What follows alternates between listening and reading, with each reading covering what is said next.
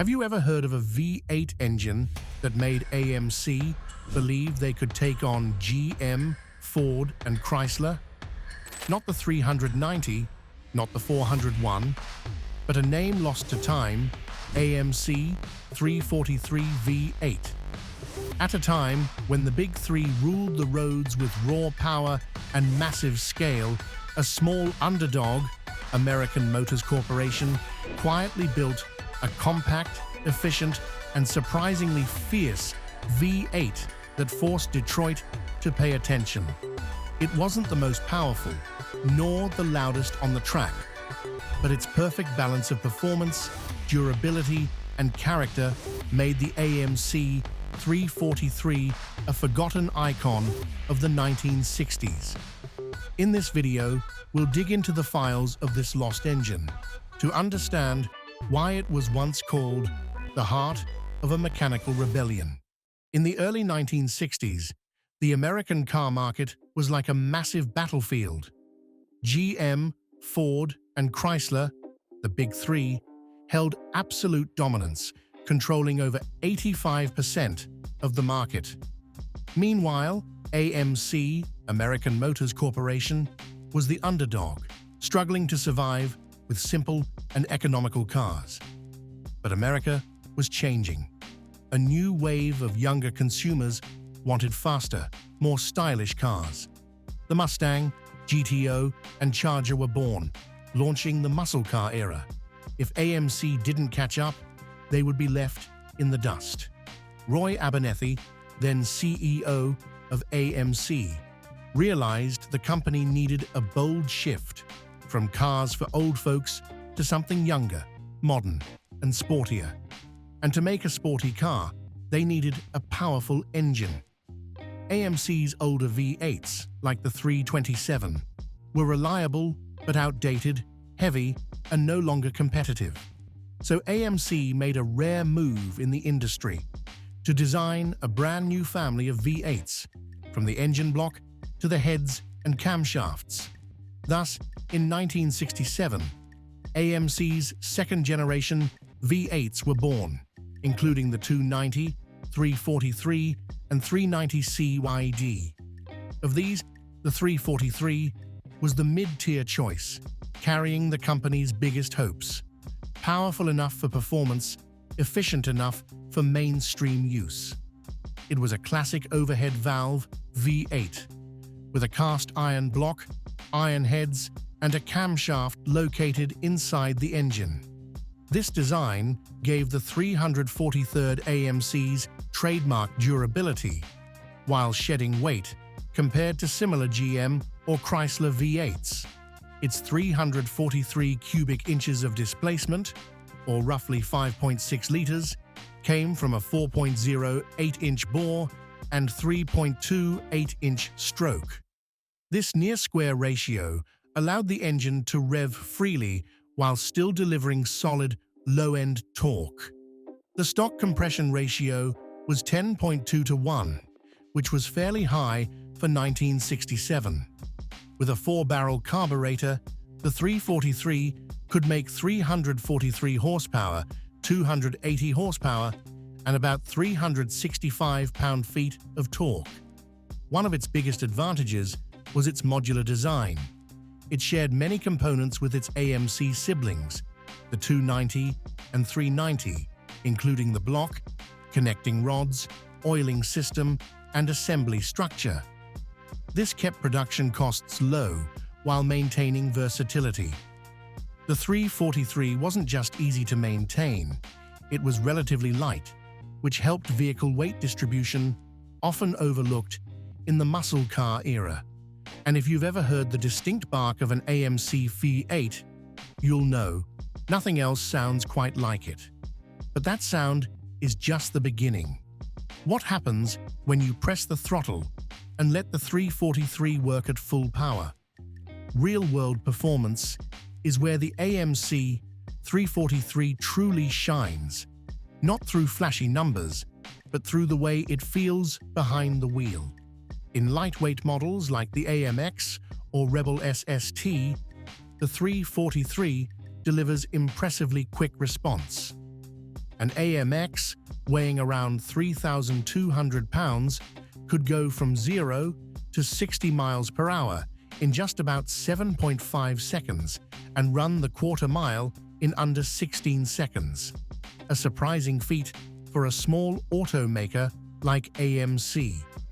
But what made the 343 so likable wasn't just straight-line speed. It was the smooth and steady power delivery that made drivers feel fully in control. It didn't grunt like a Mopar big block or glide like a Chevy 327. The 343 was simply honest, natural, and trustworthy. On the highway, this V8 ran incredibly well. No harshness, no drama, just smooth cruising. Paired with a 4-speed manual or 3-speed auto, drivers could easily switch between relaxed and spirited driving with a single gear change. Compared to the Ford 390, the AMC 343 had a smaller displacement but was significantly lighter. The 390 was often criticized for being bulky and hard to service inside engine bays. In contrast, the 343's more compact design made maintenance easier and reduced front-end weight, a big plus for weight distribution. Against the Chevy 327, the rivalry was more direct. Both had similar displacement and horsepower figures, but the 343 offered more low-end torque, making it better suited for mid-size and heavier cars like the Rebel or Ambassador. Additionally, AMC used a higher compression ratio, giving the 343 better combustion efficiency for the same fuel. As for the Mopar 383, it did offer more peak power, but at the cost of weight and size. In real-world driving, the 343 might not win the drag strip, but it won on everyday drivability, reliability, and practicality. One key point: AMC designed its Gen 2 V8s with a modular philosophy, meaning the 343 shared its block architecture with both the 290 and 390 CID engines. This made upgrades and repairs simpler and cheaper, something not every major automaker prioritized back then. They put the 343 into key strategic models, making it an essential part of reshaping the brand's identity. Rather than limiting the 343 to a single sports model, AMC installed it across various platforms, from sedans and wagons to two-door coupes, showcasing its impressive versatility. It proved that the 343 wasn't just muscle, but refined enough for upscale and multi-purpose vehicles too. For example, the Ambassador DPL and Rebel SST with the 343 offered a rare balance of power and comfort. Meanwhile, in the sporty coupe segment, the base model AMX used the 343 to offer a much lower entry price than the 390 version, while still delivering serious performance. AMC even put the 343 in station wagons, like the Rebel wagon, turning a family hauler into a capable highway cruiser that could tow a trailer without breaking a sweat.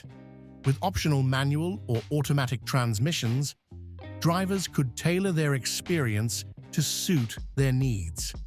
Thanks to this wide deployment, the 343 became AMC's everyman V8 from 1967 to 1969, a power plant that played many roles from drag strip to grocery run, and played them all well. Thanks to its wide deployment, the 343 became AMC's everyman V8 from 1967 to 1969, a power plant that played many roles, from drag racing to grocery runs, and played them all well. But like many unsung heroes, as times changed and new demands emerged, the 343 eventually stepped aside for a stronger next generation, not because it was lacking, but because it had fulfilled its mission. In 1970, AMC introduced the 360C IDV8 as the next step in its Gen 2 engine lineup. Structurally, the 360 shared the same block as the 343 but featured a longer stroke, increasing displacement and torque, just what the market demanded at the time. From a manufacturing standpoint, keeping two engines so close in size was no longer efficient. AMC made the practical move: retire the 343 and replace it with the 360, not only for better performance, but also to streamline production and parts logistics. What made the 343's departure special was that it didn't go out in disgrace. No recalls, no scandals, no design flaws. It simply bowed out quietly after doing its job. A reliable, versatile V8 that played a key role in AMC's bold evolution through the 1960s. But among classic car lovers and AMC enthusiasts, the 343 never truly vanished. First and foremost, the 343 laid the groundwork for AMC's entire Gen 2 V8 family, from the 290 to the 390, and later even the 401. Its design set the template for a modular block architecture, rare for its era. As a result, upgrades like cam swaps and intake exhaust modifications were far easier and more affordable than on big GM or Chrysler blocks. Some classic car builders intentionally seek out the 343 over the 390, not just because it's cheaper, but because they want to preserve the originality of the 1967 to 1969 era. In cars like the AMX, Rebel SST, or Ambassador DPL, keeping the 343 is a tribute to AMC's engineering roots. The 343 sound also left a distinct signature: deep, rich, not aggressive, but mechanical and honest. It matched the engine's identity perfectly. At vintage car shows today, the 343 may not stand out like a HEMI or LS, but it commands quiet respect from those who know. A well-preserved, running AMC 343 today can typically be found for $1,500 to $3,000, depending on condition and originality. Compared to more famous names, that might seem modest, but that's exactly what makes the 343 a smart buy for those in the know. Restorers love the 343 for its ease of rebuilding, reliability, and upgrade potential. Since it shares architecture with the AMC 290 and 390, parts are not too scarce, and costs remain reasonable. For purists, it's perfect for maintaining factory authenticity. For light modifiers, it offers performance without compromising trustworthiness. In fact, at classic car competitions, AMXs or Rebel SSTs that still run their original 343s often score higher than those swapped to a 390 or 401, thanks to their historical accuracy. The AMC 343 wasn't the most powerful V8 in America. It's not often found in record books or pop culture, but for those who understand, respect, and appreciate what's honest, mechanical, and full of character, the 343 always holds a special place. It's not iconic for brute force, but for its spirit, the spirit of a small company daring to compete in the age of giants. And to thousands of AMC fans across America, the 343 was never a step back. It was a foundation. If you've ever owned, driven, or simply heard the roar of an AMC 343, share your story in the comments. We'd love to hear it.